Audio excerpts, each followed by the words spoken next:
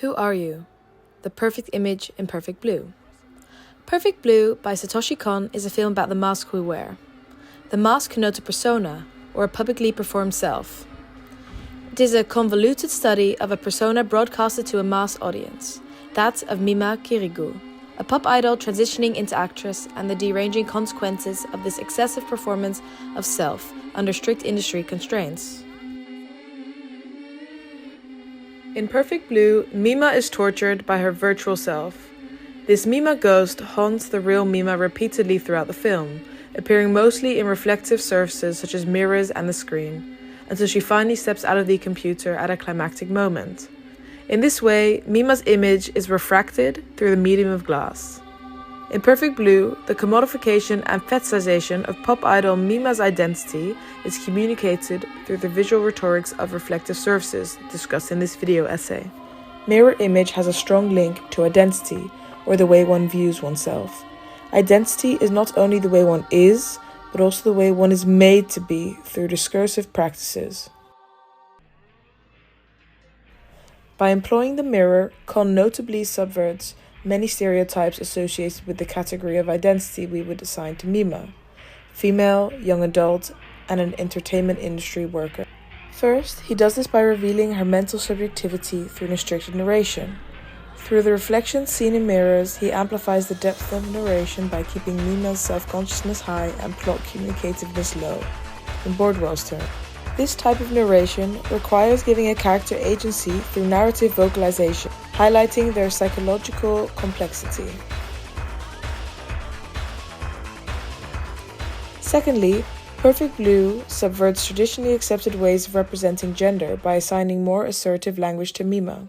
In Japanese, yaku-warigo, or role language, is associated with a particular temperament, masculine or feminine, with masculine implying dominance and feminine connoting submission. Psychological distance between Mima goes linguistically in scenes of confrontation. Mima uses either moderately feminine or neutral language as an attempt to place herself in a stronger defensive position against Phantom Mima, to assert herself. However, Mima can by no means be referred to as an empowered subject. On the contrary, her character is a painful testament to the perplexing influence of media on identity. In Mima's case, identity as such is eroded and replaced with an odorless image to be consumed by her exclusively male audience.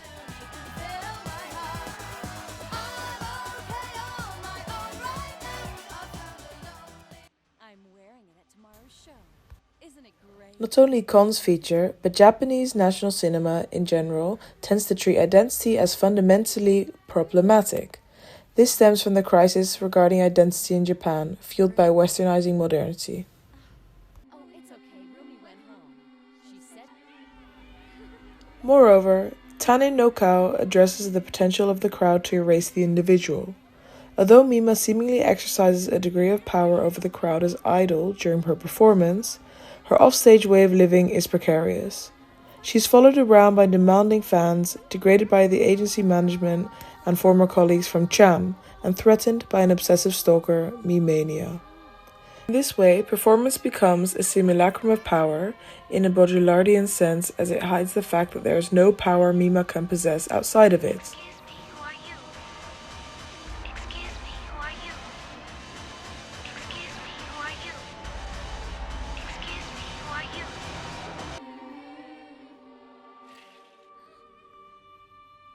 Tanin no Kao uncovers how the face, as a window to the mind, a body part most intimate to the individual, is transformed by the technological advancement of surgery. In the film, the artificial face paradoxically renders the individual faceless, a no face to himself, only capable of reenacting, in an almost mechanical fashion, conventions absorbed from culture. Mima's case is remarkably similar. Mima's Room, a website through which fans have full access to the life of Mima without monitoring her with their own eyes, cultivates a new identity for Mima. It's precisely this remediation of identity and the identity confusion caused by it that catalyzes Mima's descent into insanity by blurring the barrier between illusion and reality.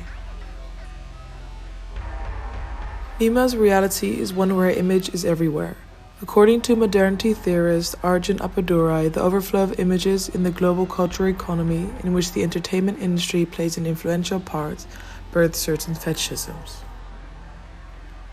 Perfect Blue reveals the underlying commodification and fetishism of Mima's image by the entertainment company. For companies like Jimusho, the main motivation behind cultivating artists is to maximize the financial value that talent can bring. Mima's transformation is completely governed by the agency, leaving her little autonomy over her own identity. Mima, therefore, as a subject of fetishism, is no more than a puppet in the commercial theatre of artificial pleasures and has almost no discursive field of her own under the control of the entertainment system. As shown, Perfect Blue is an imaginative portrait of how an identity is commodified and becomes fetishized through these contemporary oppressive ideologies. Through recurring use of reflection in the film, Kon mediates this widening of the void between illusion and identity of Mima, demonstrating the potential of the industry to erase the individual. His film criticizes the gender dimensions within the entertainment industry by subverting narrative and representational conventions in Japanese animation. Ultimately, the film prompts the audience to wonder, what is the value of the image? No, I'm the real thing.